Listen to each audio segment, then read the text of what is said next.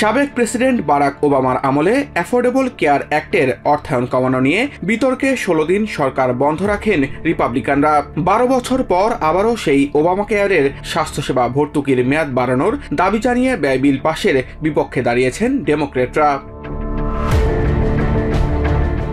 অচলাবস্থার ১৬তম দিনে এসেও সরকার চালু রাখার ব্যয় বিল পাশে ব্যর্থ হয়েছে সেনেট। টানা দশমবারের মতো ডেমোক্রেটদের দলে ফেরাতে না পেরে সেনেট ফ্লোরেই ক্ষোভে ফেটে পড়েন মেজরিটি লিডার জন থুন।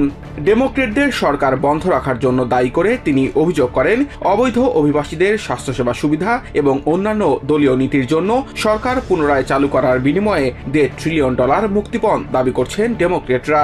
অন্যদিকে স্বাস্থ্য খাতে এমন কাটছাট করে রিপাবলিকানরাই জনগণকে জিম্মি করে রেখেছেন বলে পাল্টা দাবি করেন সেনেট মাইনরিটি লিডার চাক শুমার।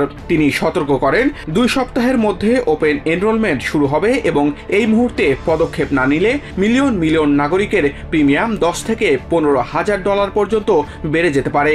অন্যদিকে ইয়ং রিপাবলিকান ন্যাশনাল ফেডারেশনের সদস্যদের কাছ থেকে আসা বর্ণবাদী এবং সহিংস বার্তার বিষয়ে প্রেসিডেন্ট ট্রাম্প এবং রিপাবলিকান নেতৃত্বের নীরবতার নিন্দা করেন শুমার।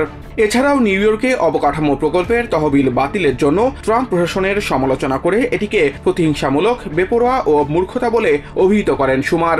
এদিন বার্ষিক $852 বিলিয়ন একটি প্রতিরক্ষা বরাদ্দ বিলও আটকে দেওয়ার পক্ষে ভোট দেন সেনেট ডেমোক্রেটরা। 3 জন ডেমোক্র্যাট এর পক্ষে ভোট দিলেও প্রয়োজনীয় 7টি ভোট না পাওয়ায় পেন্টাগনের অর্থায়ন বিলও আটকে যায় সেনেটে।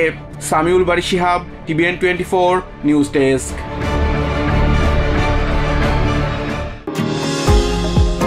নিউ ইয়র্ক থেকে সম্প্রচারিত TVN 24 টেলিভিশন বিশ্বজুড়ে বাঙালির কণ্ঠস্বর।